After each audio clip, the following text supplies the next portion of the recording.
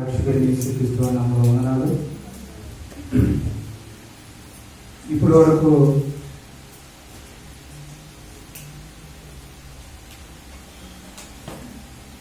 తండ్రి అయినటువంటి దేవుణ్ణి ఆరాధించి ఉన్నాము.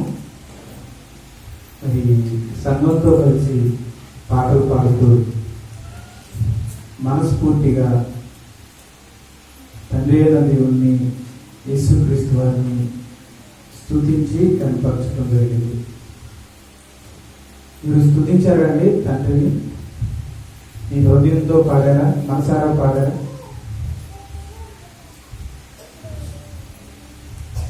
ప్రభుదాస్ గారు పాడమన్నారు కాబట్టి పాడారా, లేకపోతే హృదయపూర్వకంగా పాడారా? హృదయపూర్వకంగా పాడారమ్మా? ఎలా పాడాలి? ఆత్మతో మనస్సుతో పాడాలి. భావమును ఎరిగి ఆ భావమును మనం హృదయంలో పెట్టుకొని పాడాలి. ఇప్పుడు నేను పాడినట్టు పాడాలా, లేకపోతే వాళ్ళు పాడినట్టుగా పాడాలా? అంటే పాడే వాళ్ళతో పాడాలా, లేకపోతే నా హృదయంతో పాడాలా? నా హృదయంతోనే పాడాలి. తర్వాత ఆఖరి పాటలో ఆఖరి పాట ఉంది కదా, ఏంటి ఆ పాట? జ్యోతిర్మయుడా నన్ను కనపడాలి. అక్కడ మనం అందరం ఇప్పుడు సంఘంలో కలిసి ఉన్నాం కదా, కాబట్టి మమ్ము కన్న తండ్రి, నన్ను కాదు, నన్నేనా మనలందరినీ కన్నాడు, ఇక్కడ ఉన్న వాళ్ళందరినీ కన్నాడు. కాబట్టి ఏమని పాడము? నేను పాడుతున్నానా, సంఘంతో కలిసి పాడుతున్నా? జ్యోతిర్మయుడా మమ్ము కన్న తండ్రి, మాలో నివసించుతున్న ఆత్మస్వరూపుడా. మాలో మాలో అంటే అర్థం ఏంటండి? నేను అన్నప్పుడు నువ్వు అక్కడే ఉంటావు, కానీ మా అన్నప్పుడు అందరం. అది సంఘంతో కలిసి పాడేటప్పుడు మా అందరితో, మాలో, మా కన్న తండ్రి అన్నట్టుగానే మనం పాడాలి. సరే, మరి వాక్య పరిచయంలోకి వెళ్దాం.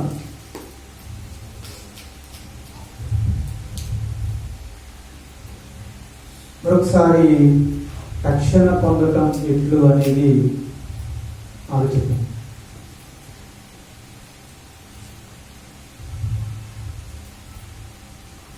యాక్చువల్గా అయితే ఈరోజు సాతాను గురించి, క్రైస్తవుల విరోధి అయిన సాతాను గురించి చెప్పాలి అని భావించాం సంఘం అంతా. ఎందుకంటే గత పాఠాలలో తండ్రి అయిన దేవుడి గురించి విన్నాం, కుమారుడైన యేసుక్రీస్తు వారి గురించి విన్నాం, పరిశుద్ధాత్ముడి గురించి కూడా మనం విన్నాం. అయితే మనకి శత్రువు, మన కంటికి కనపడని వాడు, మనకి శత్రువు, విరోధి అయినటువంటి సాతాను గురించి మనం అప్పుడప్పుడు వినడమే తప్ప అసలు ఈ సాతాను ఎవరు, అతని పేరేంటి, అతను ఎలా వచ్చాడు, అతను ఏం చేస్తుంటాడు, అతని వల్ల మనకేమైనా ప్రమాదం ఉందా, అతన్ని మనం ఎలా ఎదిరించాలి, అతన్ని మనం ఎలా జీవించాలి అనేది చాలా అవసరం. కాబట్టి ప్రభు చిత్తమైతే వచ్చే వారం మన విరోధించిన సాతాను గురించి మనం బైబిల్ నుండి నేర్చుకున్నాం. ఈ రోజుకి మాత్రం రక్షణ పొందడం ఎలా అనేది మళ్ళీ ఒకసారి ఆలోచిద్దాం. చాలాసార్లు విన్నదే అని నిర్లక్ష్యం చేయకుండా మళ్ళా ఒకసారి జాగ్రత్తగా వినండి. రెండవది, రక్షణ పొందవలసిన వాళ్ళు, బాప్తిస్మం తీసుకోవాల్సిన వాళ్ళు చక్కగా జాగ్రత్తగా వినడానికి ప్రయత్నం చేయండి. ఆల్రెడీ రక్షణ పొందిన వాళ్ళు విని మీరు విన్నదాన్ని స్థిరపరచుకోండి, మీ విశ్వాసాన్ని బలపరచుకోండి. ఇప్పుడు వినాల్సిన వాళ్ళు మధ్యలో పెట్టుకోండి, ఆత్మీయంగా బలపడాలి. ముఖ్యంగా సహోదరుడు యోహాన్, ఇంకా ఝాన్సీ గారు సిస్టర్ గారు, తర్వాత సిస్టర్ ద్వారక కృష్ణవేణి గారు, తల్లి గారు దుర్గా గారు, రోజే సిస్టరు, మన సునీత వాళ్ళ అక్క రోజే సిస్టరు. ప్రస్తుతానికి వీళ్ళైతే మరి మేము బాప్తీసం పొందడానికి సిద్ధపడుతున్నామని చెప్పారు. ఈ పాఠం వాళ్ళు బాప్తీసం తీసుకోవాలి, వాళ్ళ కోసమనే కాదు, బాప్తీసం పొందిన మనం కూడా. లక్ష్మి గారు కొంచెం ఇది జరగండి, మీకు కనపడాలి, నాకు అందరూ కనపడాలి. తర్వాత ఎవరు నిద్రపోకూడదు, అందరూ చక్కగా దేవుని వాక్యాన్ని వినాలి, నిద్ర రానివ్వకండి. దేవుని వాక్యం వినేటప్పుడంట నిద్ర మత్తు అనేది రాకూడదు, అది మంచిది కాదు.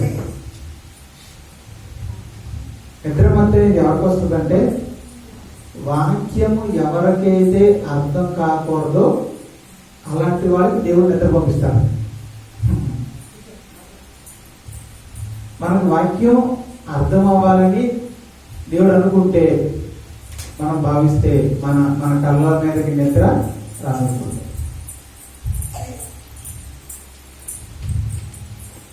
సరే, సో రక్షణ పొందటం ఎలా? సో రక్షణ పొందడం ఎలా అనేది మనం చూసినప్పుడు కొంచెం కనిపెట్టండి, ఆ కుర్చీ తీసేసి కనిపెట్టి. సరే, రక్షణ పొందడం ఎలా అనేది చూద్దాం. రక్షణ పొందడం ఎలా? ఇక్కడ మొత్తం 6 రాశాను. ఏంటవి? రక్షణ సువార్త వినాలి. రెండోది విశ్వాసం రావాలి, విశ్వాసం ఉంచాలి. మూడోది మారు మనసు పొంది ఉండాలి. నాలుగోది ఒప్పుకోవాలి, ఒప్పుకోలు అంటారు. ఐదోది బాప్తిజం. ఆరోది పరిశుద్ధాత్మ పొందాలి. ఈ 6 జరిగితే మనకి రక్షణ వస్తుంది. రక్షణ అంటే ఏంటి?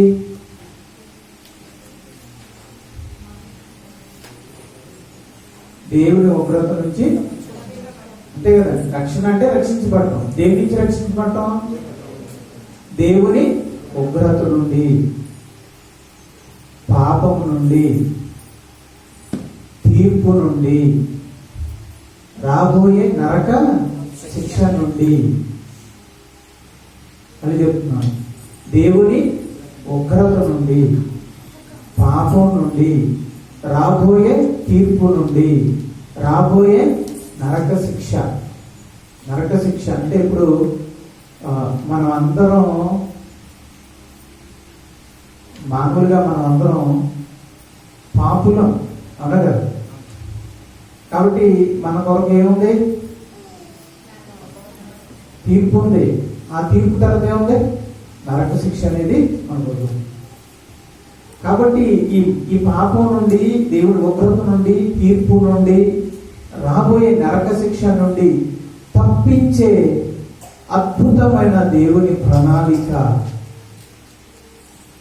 రక్షణ. మన మనిషిగా మనకి రక్షణ వచ్చిందంటే, ఇక నా మీద దేవుని ఉగ్రత లేనంటే, నాకు తీర్పు అనేది లేనంటే, నాకు నరక శిక్ష అనేది లేనంటే, నా మీద ఉన్న దేవుని ఉగ్రతను, నా మీదకి వస్తున్న తీర్పును, నాకు సంభవింపబోయే ఆ నరక శిక్షను తప్పించేది రక్షణ అయితే, ఆ రక్షణ మామూలుగా అంటారా? చిన్నదంటారా, గొప్పదంటారా? గొప్ప రక్షణ. మరి అంత గొప్ప రక్షణ మనం పొందాలి అంటే ఏం చేయాలి? నా మాట స్పష్టంగా వినపడుతుందండి కృష్ణవేణి గారు? ఏమండి వినపడుతుందండి? నాగమణి గారు, దుర్గ గారు చెప్పండి. 6 ఏంటి రక్షణ పొందాలంటే? రక్షణ సువార్త వినాలి. 2 విశ్వాసం ఉండాలి. 3 మారు మనసు ఉండాలి, ఒప్పుకోలు. 5 బాప్తిసం. 6 పరిశుద్ధాత్మ పొందాలి. ముందుగా రక్షణ సువార్త వినాలి అన్న. అసలు రక్షణ సువార్త అంటే ఏంటి అంటే, అది అంటే ఏంటో చెప్పాలంటే ఈరోజు మొత్తం అంతా అదే అవుతుంది అనగా. కానీ దాన్ని సింపుల్ గా చెప్పండి. రక్షణ సువార్త అంటే ఏంటి? 3 మొక్కల్లో చెప్పండి, 3 మాటల్లో చెప్పండి. సువార్త అంటే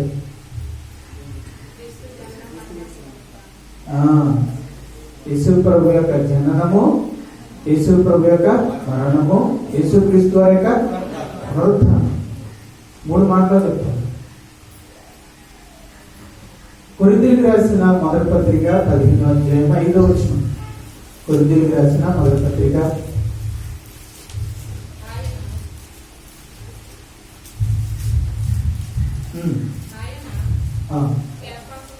అందుకంటే 3వ వచనం చూడన్నా. మా ఉపదేశం లేదనగా. ఎన్నో వచనం? 3వ వచనం. 15వ అధ్యాయము 3వ వచనం. నాకు 15వ అధ్యాయము 3వ వచనం అండి. కొరింథీయులకు రాసిన మొదటి పత్రిక 15వ అధ్యాయం 3వ వచనం. నాకు ఇయ్యబడిన ఉపదేశమును మొదట మీకు అప్పగించి తిని, అదేంటంటే లేఖనాల ప్రకారము క్రీస్తు మన పాపముల నిమిత్తము మృతి పొందిన, అంటే చనిపోయేను, సమాధి చేయబడిను, లేఖనముల ప్రకారం ఈ 3వ దినమున లేపబడిను. నా పాపాలు క్షమాపణ పొందడానికి, నా పాపాలను క్షమించడానికి, తండ్రి అయిన దేవుని ఎదుట నా పాపాలను క్షమించడానికి యేసు ప్రభు ఏం చేశాడు? ప్రాణం పెట్టాడు. ఆయన సమాధి చేశాడు, 3వ దినాన్ని తిరిగి లేచాడు. అంటే ఇప్పుడు యేసుక్రీస్తు వారు చనిపోయిన వాడా, తిరిగి లేచిన వాడా? చనిపోయి అంటే ఇప్పుడు మృతుడా, సజీవుడా? బ్రతుకున్నాడా, చచ్చిపోయి ఉన్నాడా? ఇప్పుడు చచ్చిపోయి ఉన్నాడా, బ్రతుకున్నాడా? బ్రతుకున్నాడు. ఎక్కడున్నాడు? తండ్రి యొద్ద ఉన్నాడు. నన్ను రక్షించడానికి శక్తి కలిగి ఉన్నాడు. 3 మాటలు చెప్పాలంటే, నా పాపము నిమిత్తం మరణించాడు, సమాధి చేయబడ్డాడు, మృతుల్లో నుంచి తిరిగి లేచాడు. దీన్ని ఏమంటారు? సువార్త.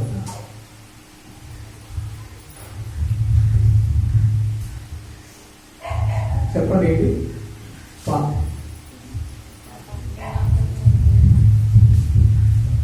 పాపముల నిమిత్తం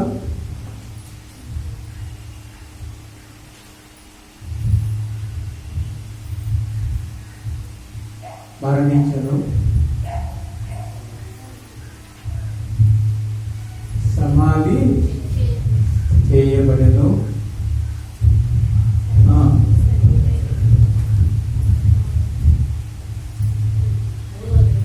3వ దినమున తిరిగి లేపబడు, తిరిగి సజీవుడుగా.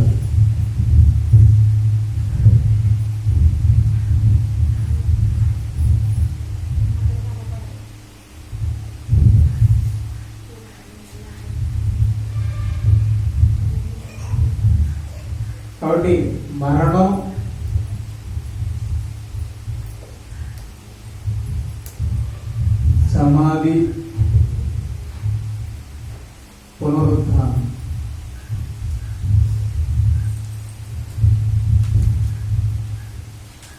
మూడు మాటలు చెప్తాను.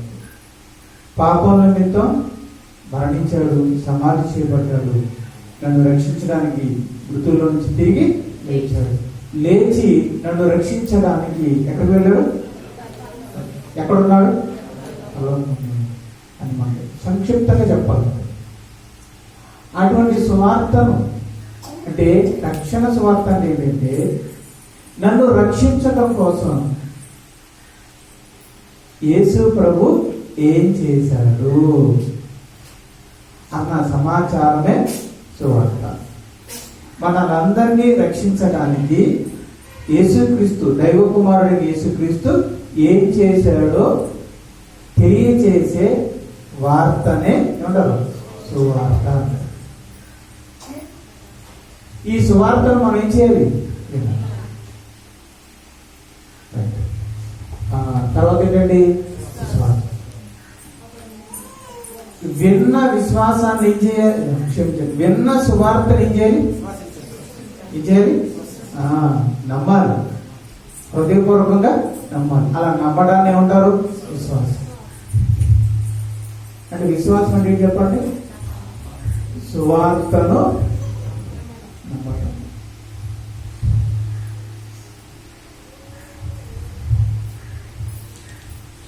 సువార్తను నమ్మడం. కూర్చో కూర్చో కూర్చో.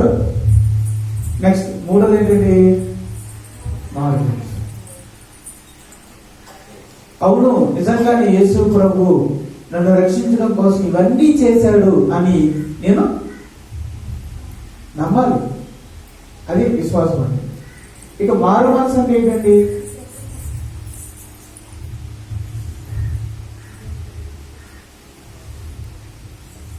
నమ్మిన నీవు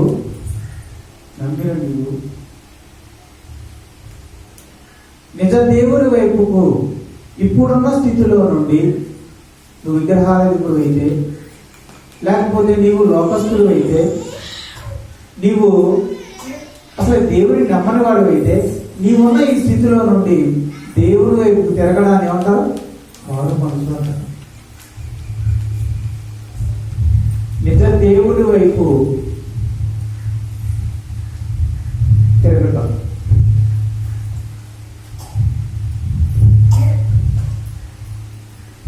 ఒకవేళ విగ్రహారాధికుడు అయితే ఆ విగ్రహాలను విడిచిపెట్టి నిజ దేవుడి వైపు తిరగటం. ఒకవేళ లోకస్తుడు అయితే ఆ లోకాన్ని వదిలి దేవుడి వైపు తిరగటం.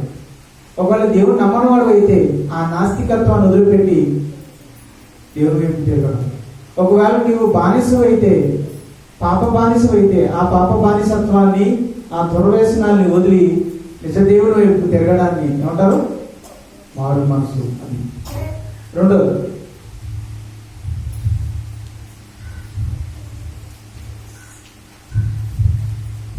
పాపమును గ్రహించుట.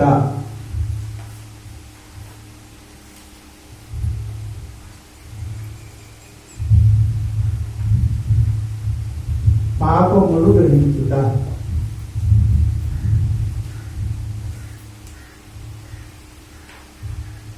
పాపమును ఒప్పుకొనుట. పాపమును విడిచిపెట్టుట.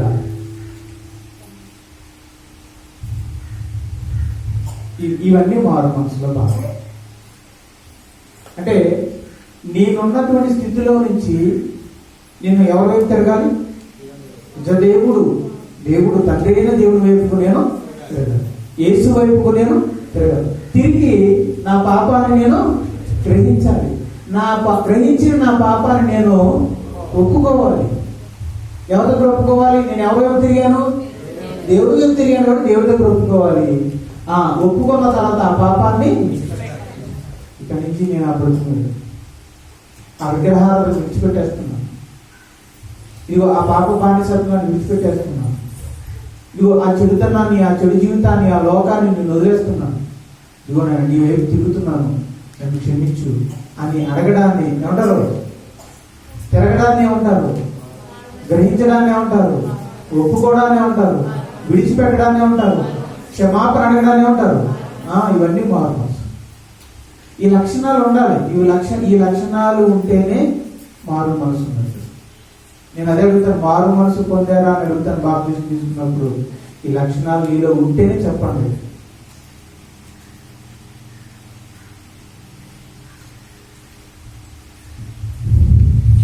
ఆ తర్వాత ఏంటండి? ఒప్పుకోడు. కానీ దుర్గ గారు అర్థమైందండి? వ్యవహారం అర్థమవుతుందా? ఝాన్సీ గారు, సిస్టర్ గారు అర్థమవుతుందా? నెక్స్ట్ ఒప్పుకోడు. ఒప్పుకోడు అంటే ఒప్పుకోవడం. ఇది ఎలాంటిదంటే, భార్య ఇద్దరు యవనస్తులైన పురుషుల్ని స్త్రీని ఎదురుగా పెట్టి పెళ్లి రోజుని అడుగుతారు, అమ్మా నువ్వు నీ భర్తగా అంగీకరిస్తున్నావా అన్నాడు. అప్పుడు ఫోన్ ఇలా పెట్టి అడుగుతారు పాస్టర్ గారు. అప్పుడు ఆమె ఏమంటది?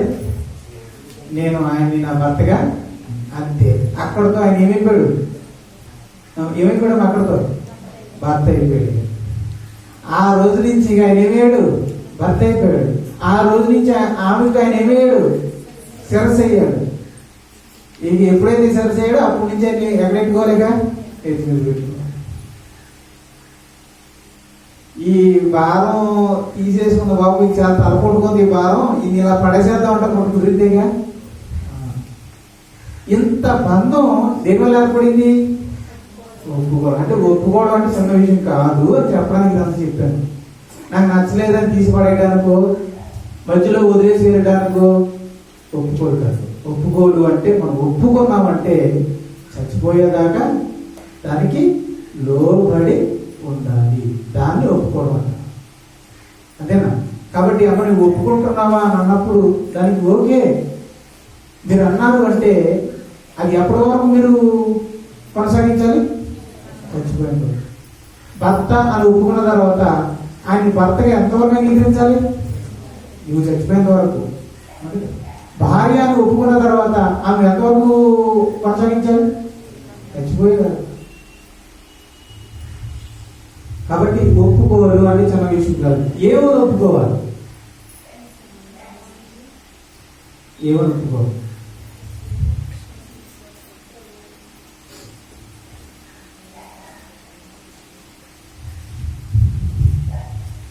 ఏమని ఒప్పుకోవాలంటే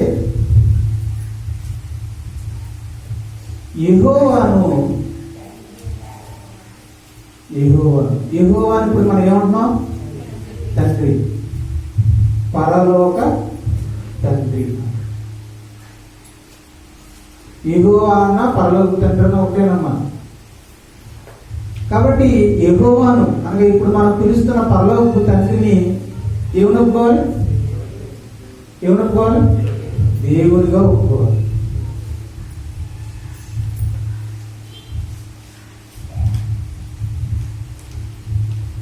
దేవుడిగా ఒప్పుకోవాలి. రెండోదిగా యేసుక్రీస్తుని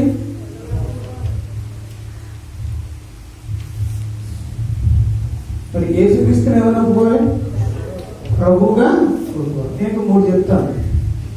దేవుడి కుమారుడుగా. దేవుడుగానా దేవుడి కుమారుడుగా? అది దేవుడి కుమారుడుగా. మరి ఆయన దేవుడే కదా? దేవుడై ఉన్నాడు. కానీ మనం ఎవరు ఒప్పుకోవాలి? దేవుడు కుమారుడు. అంటే దేవుడైన యేసుక్రీస్తు నాకేమై ఉన్నాడు? దేవుడి కుమారుడుగా ఉన్నాడు. దేవుడి కుమారుడుగా ఉన్నాడు. ఇంకా రక్షకుడు, నాకు రక్షకుడు. ఇంకా ఇప్పుడు మొదట్లో చెప్పారు ఏంటంటే ప్రభువు అని ఒప్పుకోవాలి.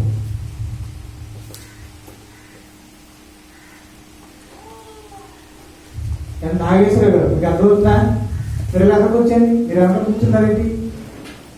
ఎవరికి వచ్చాను? మీకు అర్థం కావట్లేదని మేము ఎవరికి కూర్చాం.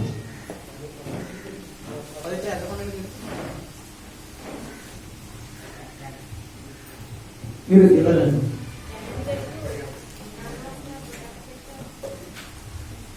అమ్మ కొంచెం స్థలం ఉండరా నాయకులు గారికి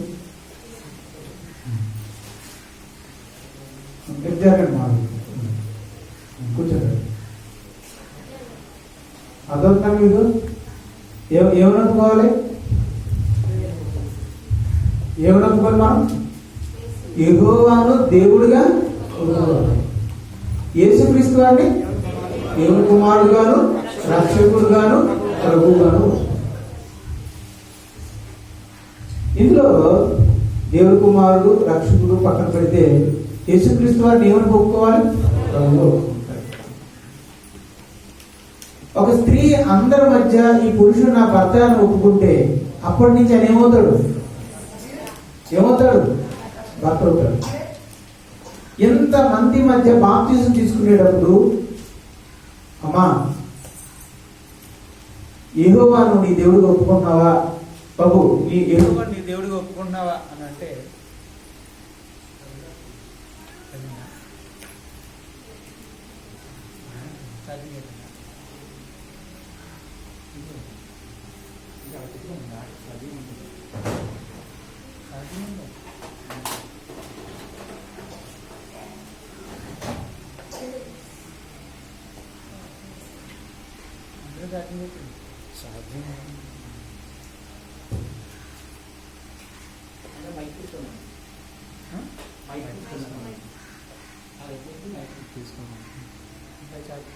ఛార్జింగ్ పెడితే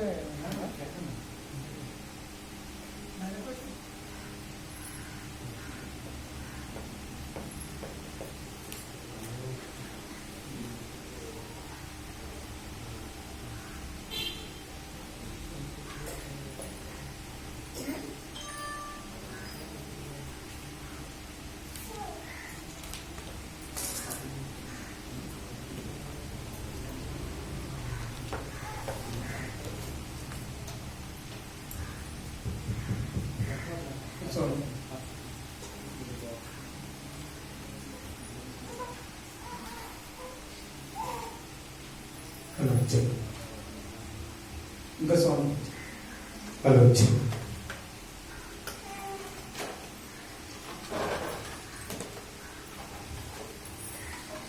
యెహోవాను దేవుడిగా ఒప్పుకున్నాను అంటే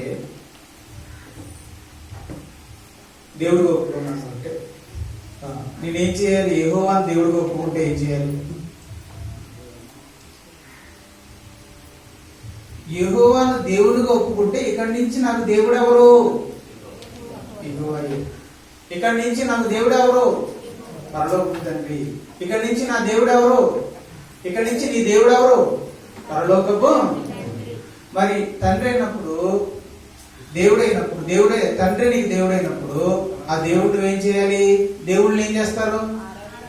ఆరాధించాలి.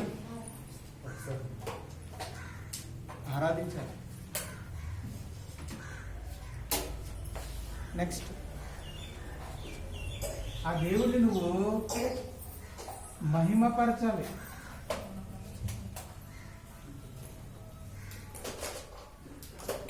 ఆ దేవుణ్ణి నువ్వు సేవించాలి. ఆ దేవుణ్ణి నువ్వు సేవించాలి, ఆరాధించాలి, మహిమపరచాలి, సేవించాలి. అంటే నువ్వు ఎవరినైతే దేవుడు ఒప్పుకున్నావో ఆ దేవుడిని నువ్వేం చేయాలి? ఆరాధించాలి. మరి ఆదివారం సంఘంతో కలిసి ఆరాధిస్తున్నారా? మనస్ఫూర్తిగా ఆరాధిస్తున్నారా? అదే చెప్తున్నాను. ఇక్కడ పాట పాడేవాడు పూజారి కాదు, ఇక్కడ రక్షణ పొందిన వాళ్ళందరూ పూజారి. పూజారి ఏం చేయాలి? పాటలు పాడి పూజ చేయాలి కదా. మరి చేస్తున్నారు. మరి ఆయనే పాడుకుంటాడులే, ఎక్కడ పాడతాం? పాట కూడా మనస్ఫూర్తిగా పాడలేకపోతే ఇంకేంటంటే మీరు ఆరాధన యాజకులుగా ఇంకెందుకు ఉంచాడు? దేవుడు మనల్ని యాజకులుగా చేశాడు. చాలా మంది పాడటాన్ని సీరియస్ గా తీసుకోరు, ప్రార్థన చేయడానికి సీరియస్ గా తీసుకోరు, ఆరాధించడాన్ని సీరియస్ గా తీసుకోరు. నీవు నీ దేవుడని ఒప్పుకున్న తర్వాత ఆ దేవుడిని నువ్వేం చేయాలి? ఆరాధించే మహత్తరమైన సందర్భమే ఈ ఆరాధన కూడా. ఆ తర్వాత ఆ దేవుడు నువ్వేం చేయాలి? ఎలా మైంపరుస్తావు? ఆ దేవుడు మనం ఎలా మైంపరుస్తాం? మన ప్రవర్తన ద్వారా, భయభక్తులతో కూడినటువంటి మన ప్రవర్తన ద్వారా దేవుడికి మహిమ వస్తుంది. తర్వాత ఆ దేవుడు మనం ఏం చేయాలి? సేవించాలి, సేవ చేయాలి. దేవునికి, యెహోవా దేవునికి మనం సేవ చేయాలి.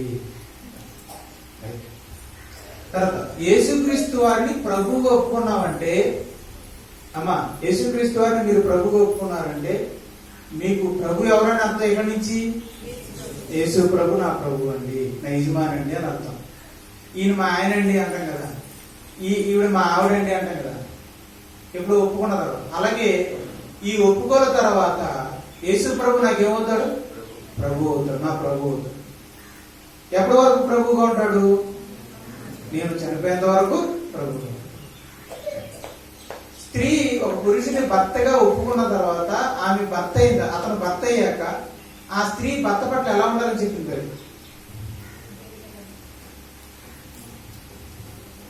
ఏంటంటే విధేయత.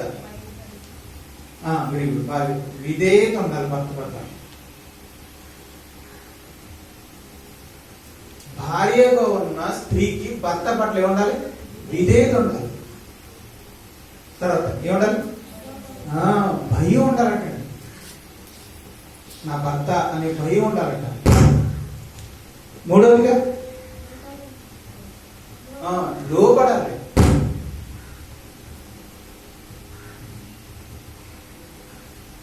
లోబడాలి. ఏముండాలి? ఒక భర్త స్త్రీ భర్త పట్ల ఎలాగైతే ఉంటుందో అలాగే విశ్వాసులు యేసు ప్రభు పట్ల ఎలా ఉండాలి? ఎలా ఉండాలి? విధేయత, భయం, లోబడాలి. విధేయత చూపించాలి. యేసు ప్రభు అంటే భయపడాలి, యేసుక్రీస్తు వారికి లోబడాలి. ఇది ఒప్పుకోవడం. తర్వాత ముందుకు వెళ్దాం. కొంచెం ఇది ఆడించి ఇది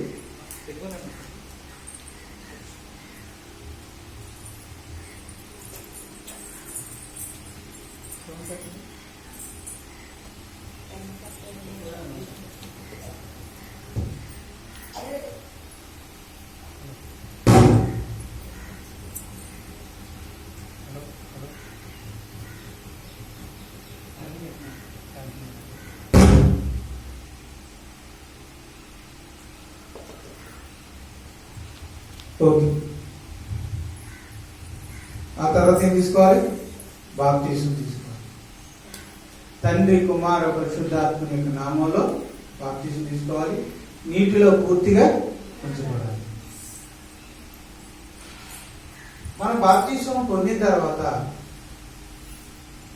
ఇవన్నీ మనం మనస్ఫూర్తిగా చేస్తే దేవుడు మనకి మన హృదయంలోకి ఆత్మ పంపిస్తాడు, పరిశుద్ధాత్మను పంపిస్తాడు. దాన్ని ఏమంటాం? పరిశుద్ధాత్మను. ఆ పరిశుద్ధాత్ముని పొందడంతో మనకేమొచ్చేసినట్టే? ఇంకా రక్షణ వచ్చేసినట్టే. అర్థమైందా? మొత్తం రక్షణ. ఇప్పుడు చెప్పండి, మన రక్షణ పొందడం ఎలాగా? రక్షణ సువార్తను. రక్షణ సువార్త అంటే 2-3 మాటలు చెప్పండి. మన పాపముల నిమిత్తము యేసు మరణించెను, సమాధి చేయబడెను, తిరిగి సజీవుడిగా లేపబడెను. ఆ సువార్తను వినాలి. సువార్త దానంటే సువార్త అంటే వేరుగా అంటే ప్రసాద్ వేరుగా. సువార్త అంటే ఏంటి చెప్పండి? 3 మాటలే చెప్పండి.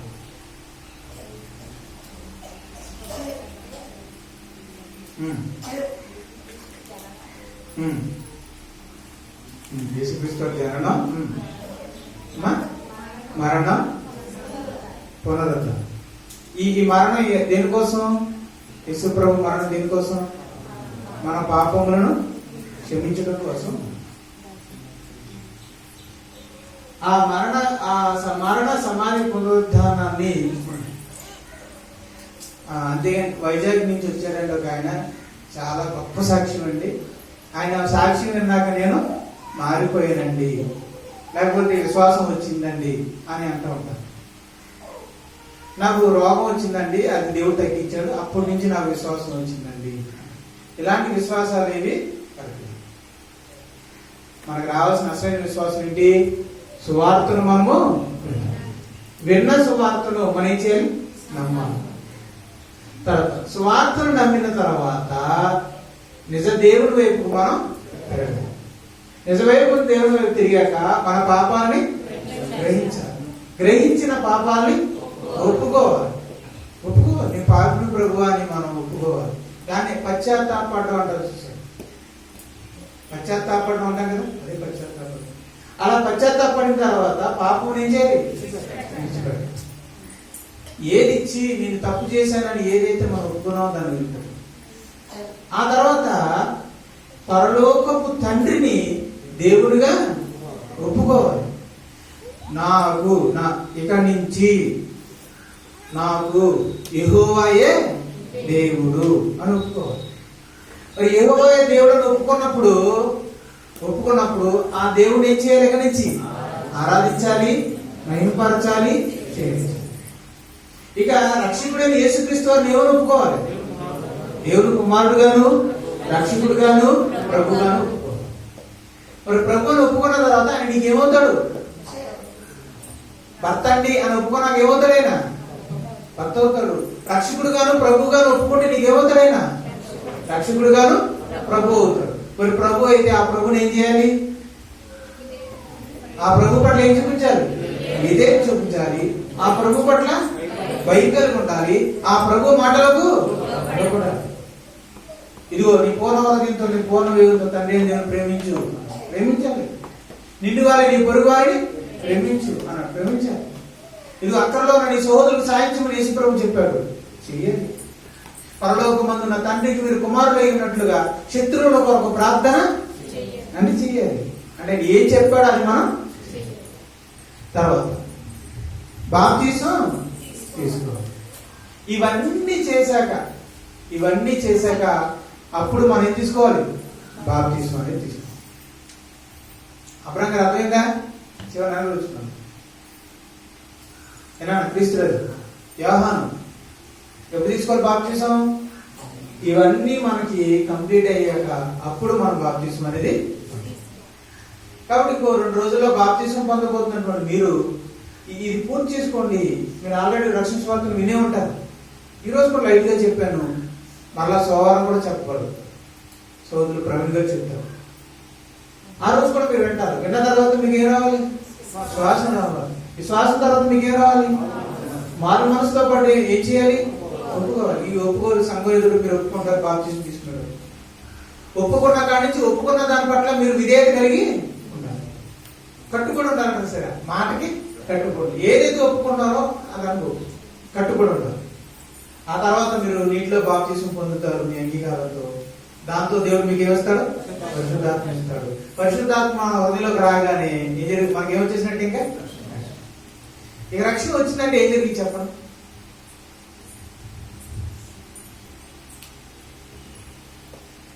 రక్షణ రాగానే మన రక్షణ మనం పొందామంటే మనకేం జరిగింది?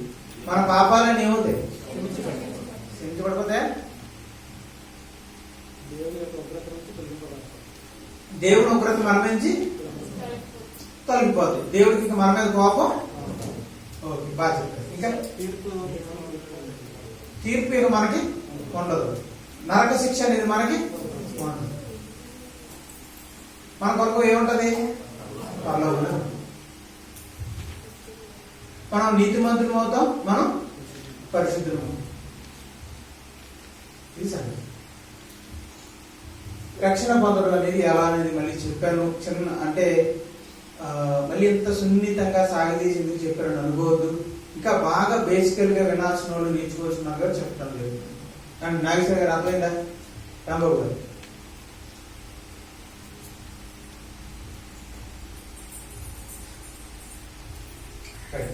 ఇప్పుడు మరికొన్ని విషయాలు మనం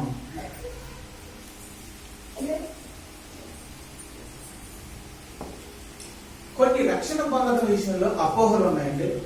ఆ అపోహల్ని ఇప్పుడు మనం మాట్లాడుతాం.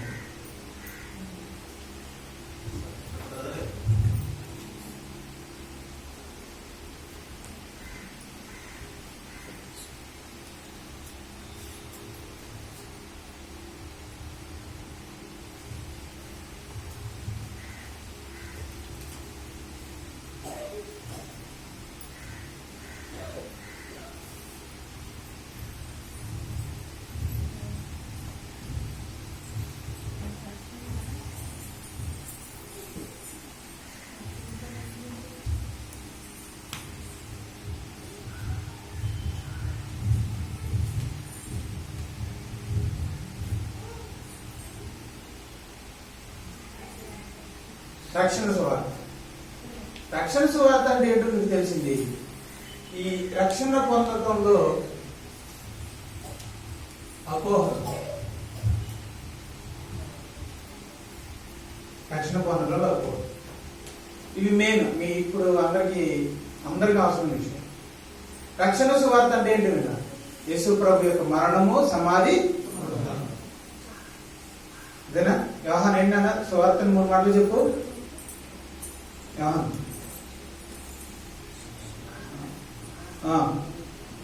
మాస్క్ ఇచ్చు. సువార్త అంటే ఏంటి? రక్షణ సువార్త అంటే ఏంటి? 3 మాటలు చెప్పాలి. ఎవరు మరణం? యేసుక్రీస్తు వారి యొక్క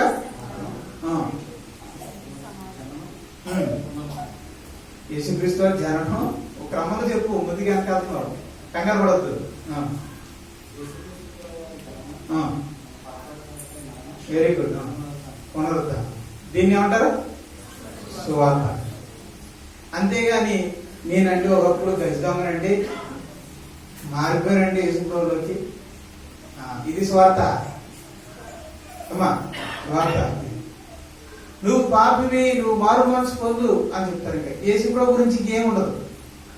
పాపివి, మారు మనసు పొందు. యేసుప్రభు గురించి ప్రస్తావనే ఉండదు. నువ్వు విగ్రహాలను విడిచిపెట్టు, దేవుళ్ళలోనికి రా, అది ఇది అన్ని చెప్తారు. కానీ క్రీస్తు గురించినటువంటి యేసు ప్రభు ఎలా మనల్ని రక్షించడానికి ఏం చేశారు అన్న విషయం చెప్తారు. దాని సువార్త అంటారా? కాబట్టి రక్షణ సువార్తలో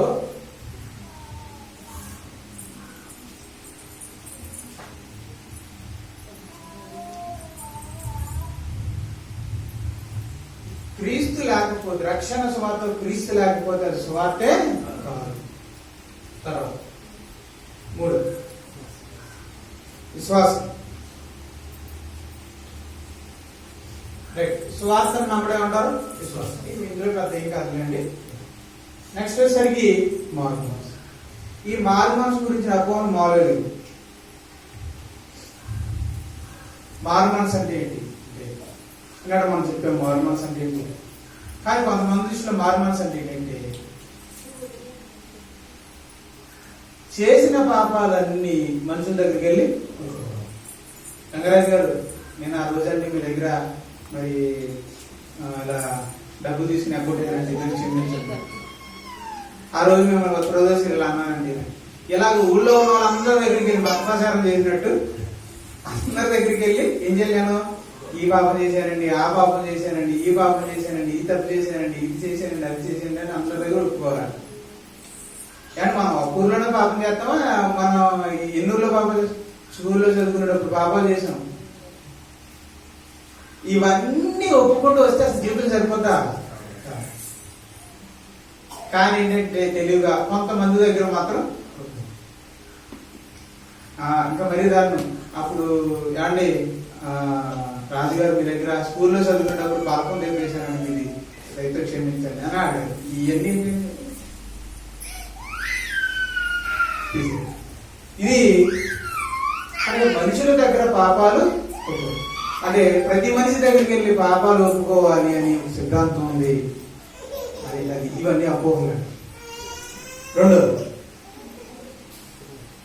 ఇది ఇంకా రైట్, ఇది కూడా అనమాట. అదేంటంటే పాస్టర్ గారు వ్యక్తిగతంగా ప్రార్థన పెడతారు. సంఘ సేవకులు ప్రార్థన పెడతారు. అప్పుడు పాపాలు ఒప్పుకోమని చెప్తారు. ఒప్పుకున్న తర్వాత నా దగ్గర ఒప్పుకోవాలంటాడు. నువ్వు చిన్ననాటి నుంచి ఏం చేసావు ఆ పాపాలన్నీ నా దగ్గర. అప్పుడు వాళ్ళు వెళ్ళి ఏం చేయాలి? ఆ పాపాలన్నీ ఆయన దగ్గర, లేకపోతే మారు మనసు అదొక అపోహ. పాస్టర్ గారి దగ్గర పాపాలు ఒప్పుకుందే నీకు మారు మనసు రానట్టే అని చెప్తున్నారు, అది అపోహ. తర్వాత మూడోది ఏంటంటే ఈనాడు అడిగాను కదా, పాపం ఒప్పుకున్న తర్వాత దాన్ని ఏం చేయాలంటే ప్రాయశ్చిత్తం చేయాలంట. రాజుగారి దగ్గర నేను ఏం తీసుకున్నా, పెన తీసేసుకున్నాను స్కూల్లో చదివినప్పుడు. ఇప్పుడు నేను వెళ్ళి ఏం చేయాలి? కొట్టుగడ కనుకొచ్చి ఏ రోజో మీరు చింతపండు తెచ్చారు, మర్చిపోయారు ఇవ్వటం. మళ్ళీ ఏం చేయాలి? వెళ్ళి కొట్టుగడికి వెళ్ళి అరగేసి చింతపండు తీసుకెళ్ళి అడిగారు అంటే కేజీ ఇవ్వాలి. ఆ రోజు పావు కేజీ తీసుకుంటే ఈ రోజు ఎంత ఇవ్వాలి? కేజీ ఇవ్వాలి. అంటే దీని ఏమంటారు? పాప ప్రాయశ్చిత్తం. అంటే చింతపండుతో కొట్టారు, పెన్నని 2 పెన్నలతో కొట్టాను ఎలాగా అంటే నేను చేసిన పాపాన్ని నేనే కడిగేసుకుంటున్నాను. అసలు నేను చేసిన పాపాన్ని నేను కడగలనా? కాబట్టి ప్రాయశ్చిత్తం, చేసిన పాపాలు ప్రాయశ్చిత్తం చేయాలి అని చెప్పడం అపోహ. ఒకవేళ నీ జీవితంలో ఏదైనా పెద్ద విషయం ఉంది, నీ మనసుని నొప్పించింది అంటే నేను చెప్తే నువ్వు చేయకూడదు. నువ్వు మారిన తర్వాత నీ అన్నదమ్ముల విషయంలోనో లేకపోతే అక్కచెల్లెల విషయంలోనో ఏదైనా జరిగింది, ఎప్పుడో జరిగింది. ఆ తర్వాత నువ్వు మారు మనసు పొందాక నీ మారిన మనసుతో నువ్వు వెళ్ళి సమాధానం పడితే అందులో తప్పేమీ. అలా కాకుండా అందరి దగ్గరికి వెళ్ళి ఒప్పుకోవడం అనేది అపోహ. మీ అంతటా మీరే ప్రాయశ్చిత్తం చేసుకోవాలనుకునేది అపోహ. పాస్టర్ దగ్గర ఒప్పుకోవాలనేది అపోహ. తర్వాత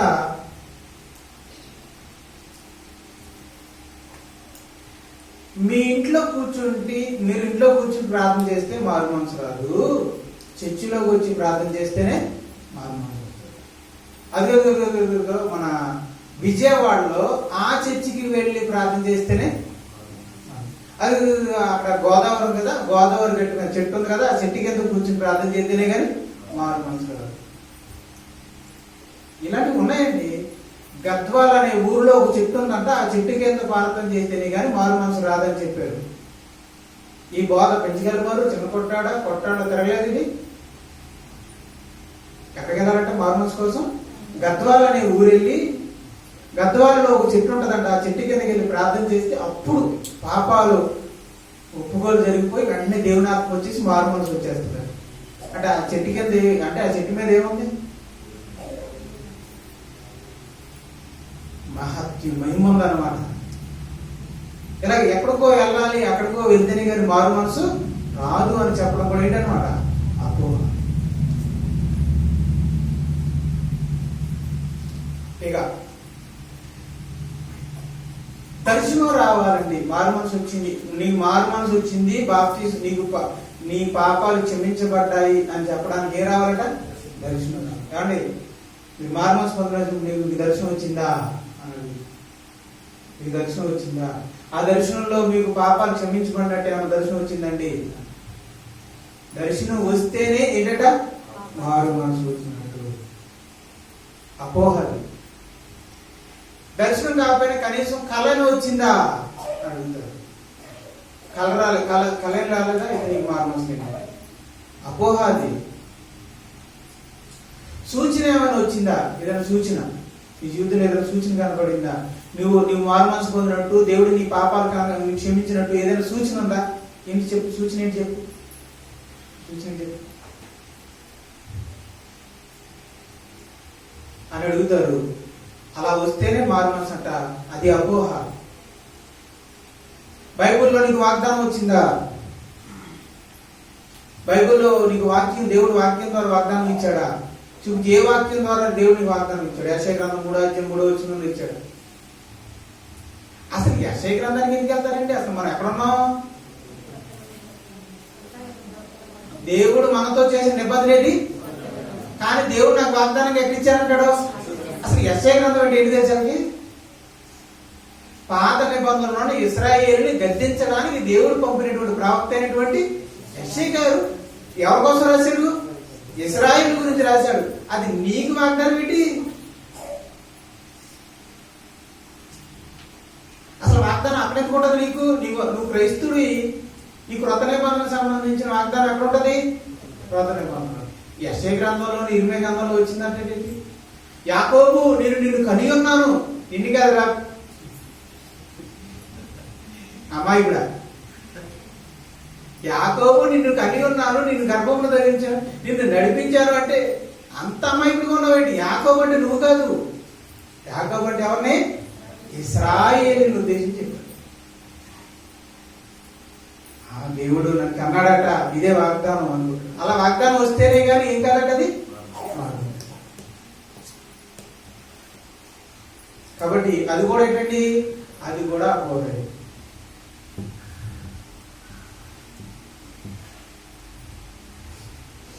రుజువు ఉందా అంటే ఇదే రుజువు. ఇలా కాకుండా ఇంకొకటి ఉందండి, మీకేమీ రావు, మీ రైట్ ఇవేమీ లేవు, కానీ పాస్టర్ గారికి దర్శనం వచ్చి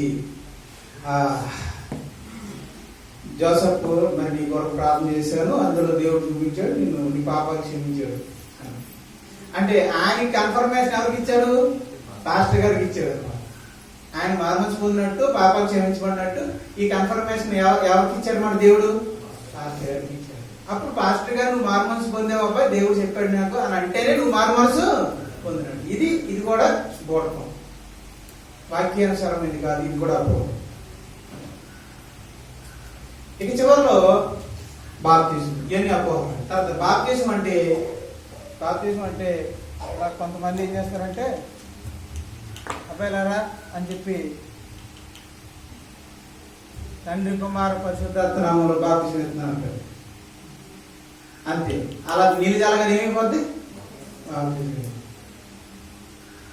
ఈ పచ్చి అబద్ధం, ఇది అసలు అపోహ. ఇది నీళ్ళు జల్లితే బాప్తిజం ఏంటి? అసలు బాప్తిజం అంటే మాట అర్థం ఏంటి తెలుసా అండి? ముంచటం. బాప్తిజానికి అర్థం ఏంటండి? మరి నేను ఇప్పుడు చేసింది ఏంటండి? చిలకరించడం. ముంచటానికి చిలకరించడానికి తేడా ఏంటి చెప్పండి? తేడా ఉందా లేదా? రెండు ఒకటేనా లక్ష్మి గారు, ఝాన్సీ గారు? రెండు ఒకటేనా, డిఫరెన్స్ ఉందా? గిన్నె నీటిలో ముంచడానికి, గిన్నె మీద నీళ్లు చల్లడానికి తేడా ఉందా లేదా? ఇప్పుడైతే అర్థమవుతుంది మీకు. రైట్. ఇప్పుడు మీరు రోజు గిన్నెని చిలకరిస్తారా, గిన్నెని ముంచుతారా? రైట్. రెండు ఒకటే కదా అని చెప్పి రోజు ఇలా చిలకరించారనుకోండి, ఏమవుతుంది? నాకు కూర గిన్నె అలాగే ఉంటది, అన్నం గిన్నె అలాగే ఉంటది. అంటే రెండు ఒకటే కాదు. కాబట్టి బాప్తిసం అంటే ఏం చేయాలి? నీటిలో. తర్వాత అండి పరిశుద్ధాత్మని పొందడం అంటే పొందినప్పుడు కొంచెం అపోహలు ఉన్నాయి. పరిశుద్ధాత్మ విషయం అపోహ. పరిశుద్ధాత్మ వచ్చినప్పుడు గంతులేయాలపై ఏవేలట? గంతులు. అంటే హిందువులకి అమ్మవారు వచ్చినప్పుడు ఎలాగైతే గంతులేస్తారో అలాగే క్రైస్తవులు కూడా పరిశుద్ధాత్ముడు వచ్చినప్పుడు ఏం చేయాలట? గంతులేయాలి. అపోహ అండి. పరిశుద్ధాత్ముడు వచ్చినప్పుడు అలా గంతులేయాలి. భాషలు మాట్లాడాలి. పరిశుద్ధాత్ముడు వచ్చినప్పుడు ఏం చేయాలి? భాషలు మాట్లాడాలి. భాషలు అంటే మీరు ఎప్పుడైనా చూసుంటారు మీరు అందరూ ఏమండి? కొన్ని మినిస్ట్రీస్ ఉన్నాయండి, యేసన్న గారి చర్చ్ కానీ, కొన్ని మన్నా మినిస్ట్రీస్ కానీ, కొన్ని ఉన్నాయి. పెంతెకోస్తు సంఘాలు కానీ మీరు వెళ్తే అక్కడ భాషలు మాట్లాడుతుంటారు. భాషలు మాట్లాడటం రాకపోయినా మాట్లాడతారు. ఎందుకంటే మాట్లాడకపోతే అని ఏమంటారు? వీడికి పరిశుద్ధాత్మ లేదా.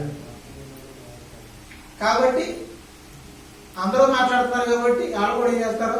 మాట్లాడతారు. అందరూ మాట్లాడుతున్నారు కాబట్టి మాట్లాడుతున్నప్పుడు ఎవరికి నిజంగా భాషలు ఏమి లేదు. కాబట్టి భాషలు మాట్లాడాలి అనేది కూడా అపోహం. తర్వాత ఏదో చలి జ్వరం వచ్చినట్టు వణుకుపోవడం, చప్పట్లలో కొట్టేసుకోవడం,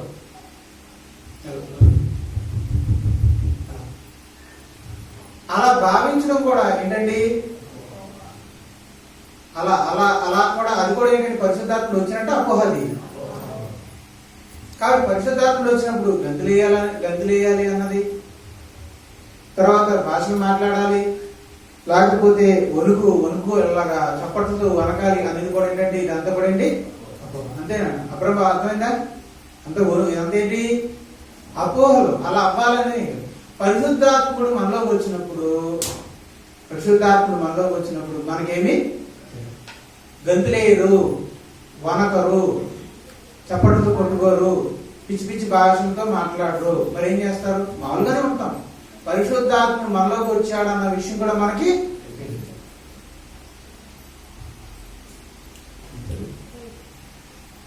ఓకేనండి. సో ఇవి అపోహలు. ఈ అపోహల్లో నుండి మనం బయటికి రావాలి. కాబట్టి మిమ్మల్ని ఎవరైనా సరే ఈ విధమైనటువంటి క్వశ్చన్స్ వేసి కలర్ పెట్టచ్చు. అలా పెట్టినప్పుడు ఇవన్నీ అపోహలని మీరు అర్థం చేసుకోవాలి. ఇప్పుడు మీకు ఒక సందర్భం చూపిస్తాను. ఆల్రెడీ నాడు అపోస్తల కార్యాలు 2:32 చదివారు. మళ్ళీ చదవాల్సిన లేదు. ఆ సందర్భంలో ఏం జరిగింది?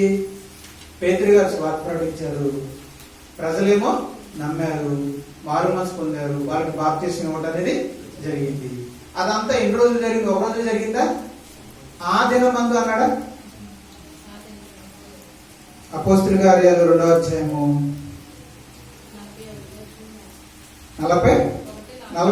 లాస్ట్ మాట. ఏ దినమందు సువార్తను? ఆ రోజే కొత్తగా విన్నారా? అంతకు ముందు విన్నారమ్మా? ఆ రోజే విన్నారు, ఆ రోజే విశ్వాసం వచ్చింది, ఆ రోజే మారు మనసు వచ్చింది, ఆ రోజే బాప్తిస్మం తీసుకున్నారు, ఆ రోజే సంఘంలోకి కావాలంటే నీకు ఒప్పుకుంటే మీరు లేట్ అవుతున్నారు. కానీ రక్షణ పొందాలంటే ఒక రోజులో జరిగిపోతాయి. నిజంగా అన్ని కరెక్ట్గా టక్కడక్కడగా వచ్చేసినాయి అనుకోండి, ఆ రోజే నువ్వు చేసిన మళ్ళీ అదవుతున్నాడు భారతి గారు. అంతేనా? ఒక రోజులోనే రక్షణ వస్తుందా? ఒక్క రోజులో రక్షణ వస్తుంది. సరైన రక్షణ సువార్త ప్రకటించబడి సరైనటువంటి మారు మనసు, సరైన విశ్వాసం, సరైనటువంటి ఒప్పుకోలు, సరైన నిర్ణయం, సరైన మార్పు నీ జీవితంలో వస్తే ఆ రోజే నీకు బాప్తిస్మం ఇచ్చి రక్షణలో నడిపించవచ్చు. కానీ ఏంటంటే మరి మనకి అంత తొందరగా అయినాని త్వరగా పొరకి ఏకదో నేరుగా ఇస్తా ఉంటుంది కొంతకాలానికి. ఇప్పుడు అలాగా మన అన్ని జనులు కదా, కొంచెం లేట్ అవుతారు. మనకి అన్ని పొరకెక్కాలని కొంచెం లేట్ అవుతుంది. ఇంకో సందర్భం చదువుతారు. చాలా మంది ఏంటంటే వీళ్ళందరూ అండి అందరూ యూదులు కాబట్టి పర్ఫెక్ట్ కాబట్టి రెడీగా ఉన్నారు, దూకేశారు, వెంటనే దేవుళ్ళలోకి వచ్చేసారు. అన్ని జనులు కాబట్టి లేట్ అవుతుందంటే అన్ని జనులకు మాత్రం ఈ ప్రాసెస్ ఉంటుందండి అని చెప్పేసి అని అంటారు. ఈ సందర్భంలో పాపాలు జనుల దగ్గర ఒప్పుకోవడం ఉందంటే ఇది ఒప్పుకోవడం, లేకపోతే చింతపండు తెత్తే చింతపండు ఇచ్చేయడం, లేకపోతే ఏదైతే వాళ్ళు తప్పు చేశారో అవన్నీ ఒప్పుకోవడం, ఇంటికి వెళ్ళి ఒప్పుకోవడాలంటే ఉన్నాయా? దర్శనాలు వచ్చేదాకా వెయిట్ చేశారా? కళలు వచ్చేదాకా వెయిట్ చేశారా? వాగ్దానాలు వచ్చేదాకా వెయిట్ చేశారా? పాస్టర్ గారి దగ్గర వెళ్ళి ఒప్పుకున్నారా? పాస్టర్ గారు ఏమైనా సూచన చెప్పారా? ఇలాంటివి ఏమైనా సందర్భంలో ఉన్నాయా? ఇంకోటి చూద్దాం. అపోస్తల కార్యాలు చూడండి. జైలాధికారి దగ్గరికి వెళ్దాం. జైలాధికారి దగ్గరికి వెళ్దాం. చూద్దండి. రైట్ 16వ అధ్యాయము. జైలాధికారి 16వ అధ్యాయము 27వ వచనం నుంచి చూద్దాం. 16వ అధ్యాయం 27వ వచనం. అందులో మేలుకొని చెరసాల తలుపులన్నీ తెరిచి చూసి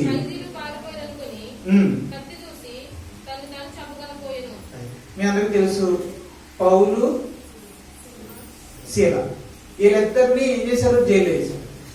జైల్లో వీళ్ళిద్దరిని జాగ్రత్తగా చూసుకోమని జైలాధికారికి అప్పగించారు. వాళ్ళు ఆ రోజు చక్కగా ప్రార్థన చేసుకుని పాటలు పాడుకుంటున్నారు జైల్లో ఉండి. ఈ లోపల ఏం జరిగింది? భూకంపం వచ్చింది. భూకంపం అంతా కదులుతాయి కదా, దెబ్బకి ఆ చెరసాలన్నీ కదిలిపోయి డోర్లు ఓపెన్ అయిపోయింది. చెరసాల అధికారి అనుకున్నారట మొత్తం అందరూ పారిపోయి ఉంటారు, రేపు అన్న రోజున చక్రవర్తి గారు నన్ను పిలిచి చంపేస్తారు, నన్ను అడుగుతూ విచారిస్తారు, విచారించి నన్ను చంపుతారు, ఆయన దాకా వెళ్ళి చచ్చిపోయే కంటే ఇక్కడే చంపుకోవడం బెటర్ అని చెప్పి. ఎందుకంటే ఆయన ఏ సిలువ వేస్తాడు, చక్రవర్తి గారు మామూలుగా చంపడు కదా, సిలువ చంపాడు అనుకోండి ఆ ఎండలో అలా కావాలి. దాని బదులు ఒకేసారి పొడుచుకుని చచ్చిపోవచ్చు అనుకుని పొడుచుకుని చంపుకో. అప్పుడు ఏం జరిగింది? అప్పుడు పౌలు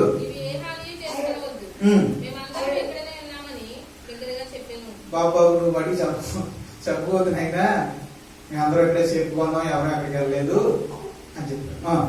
దీపం తెమ్మని చెప్పి కొనుకుచు పౌలుకును వెలుగులు తీసుకొచ్చి, చూడండి అయ్యలారా సాబుకులారా, రక్షణ పొందాలంటే నేనేం చేయాలని అడిగాడండి ఆ రోజు. ఈరోజు ఆ రాత్రి భూకంపం వచ్చిన ఆ రాత్రి అడిగితే ఏం చేశారు? అందుకు వారు ప్రభువైన యేసునందు విశ్వాసము, అప్పుడు నీవును నీటి వారును రక్షణ పొందుతారని చెప్పి అతనికి అతని ఇంటిలో ఉన్న వారందరికీ అదే సువార్త. రక్షణ పొందాలి అన్న వాడికి ఏం చేశాడు పౌలు గారు? ఆగండి, ఫస్ట్ నేను డబ్బుల మీద ఉన్నాను, నేను చెప్తానులే, కంగారు పడకండి, రక్షణ నీకు వెంటనే వచ్చేది కాదు, నువ్వు ఇచ్చేయండి అని చెప్పాను. ఆవిడ ఆ రోజే ప్రకటించేశారట, ఆ దెబ్బతోనే అక్కడ ఉండగానే ప్రకటించేశాడు.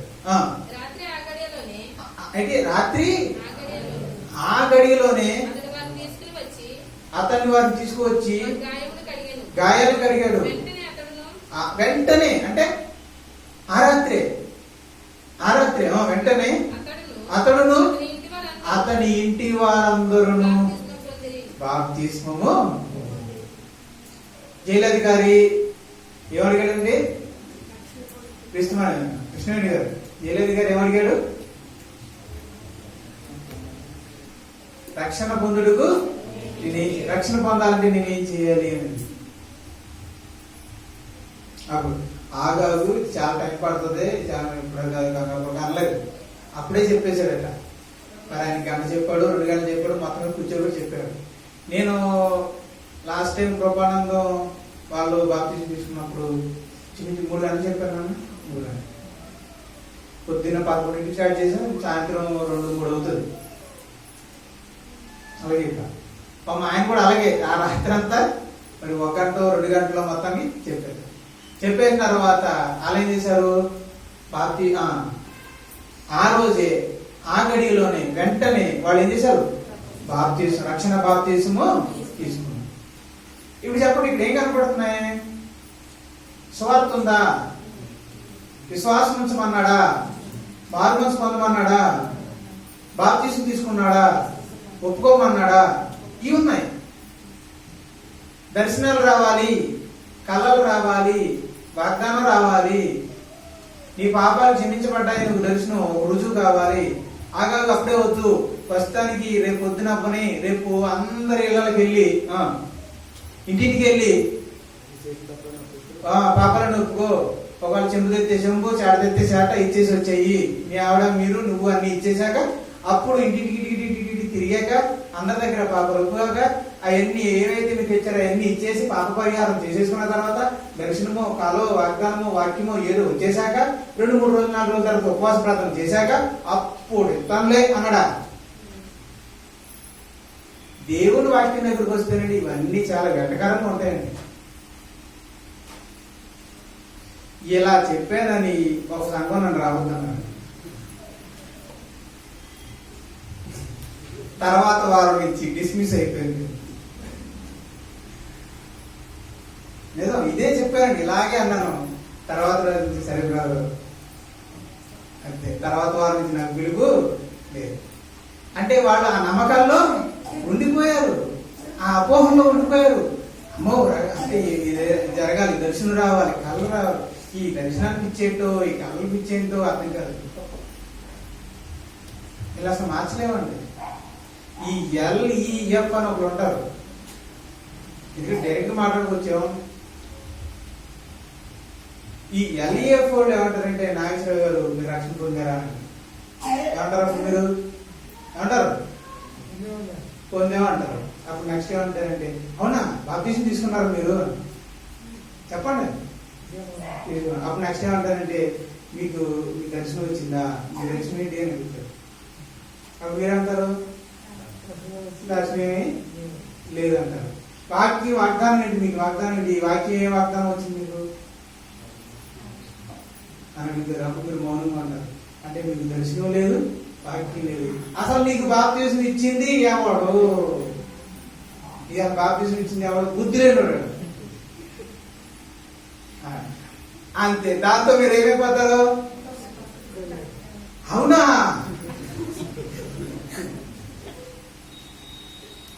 అంటే ఈ రత్నకిషోర్ ఎవరు అనవసరంగా నాకు బాప్తిజం ఇచ్చేసాడు.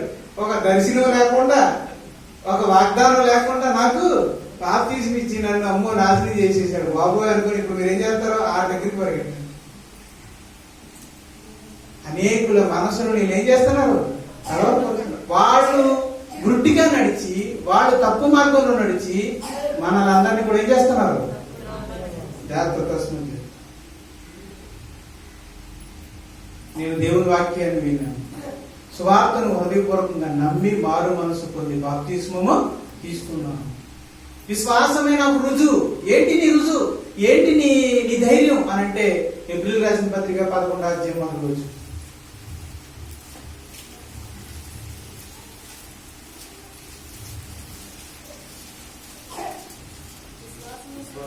విశ్వాసమునున్నది నిరీక్షించబడు వాటి యొక్క అతి.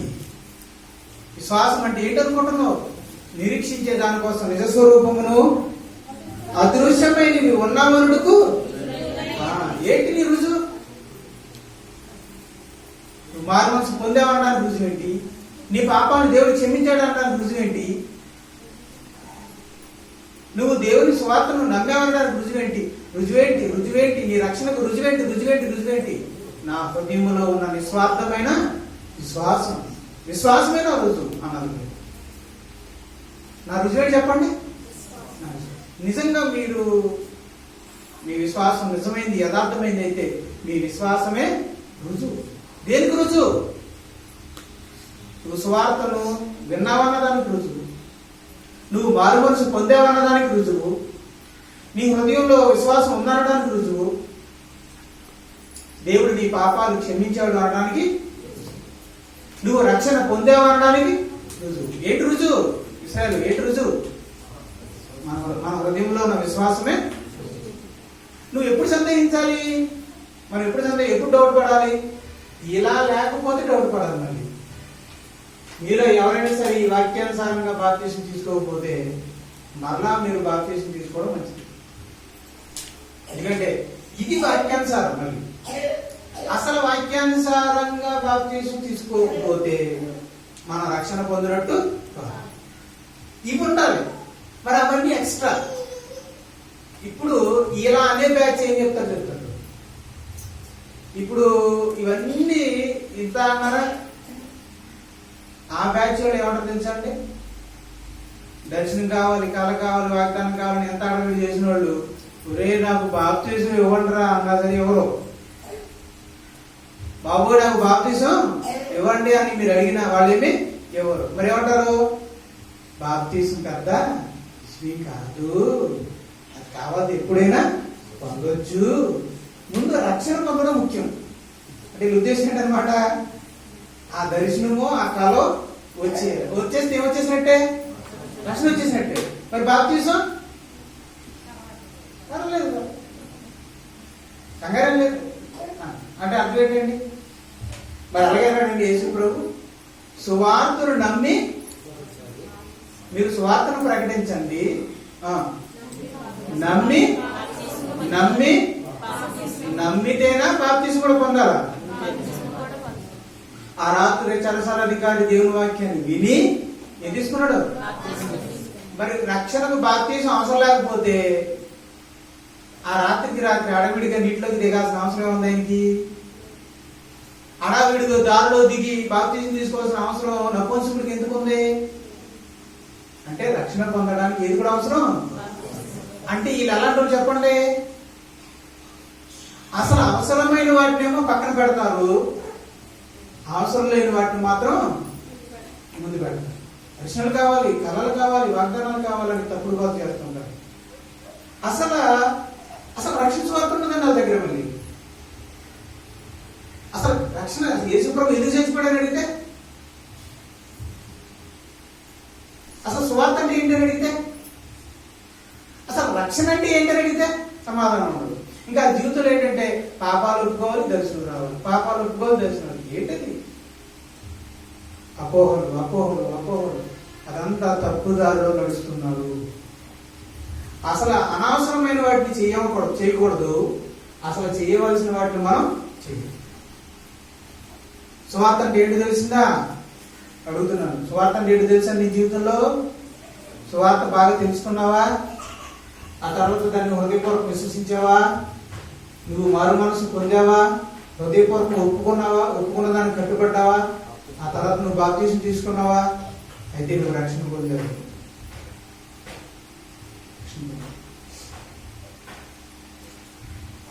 దాన్ని అలా సరిపరుచుకోండి. పొందిన రక్షణని విశ్వాసంతో చేపట్టండి, జాగ్రత్తగా కొనసాగించుకోండి.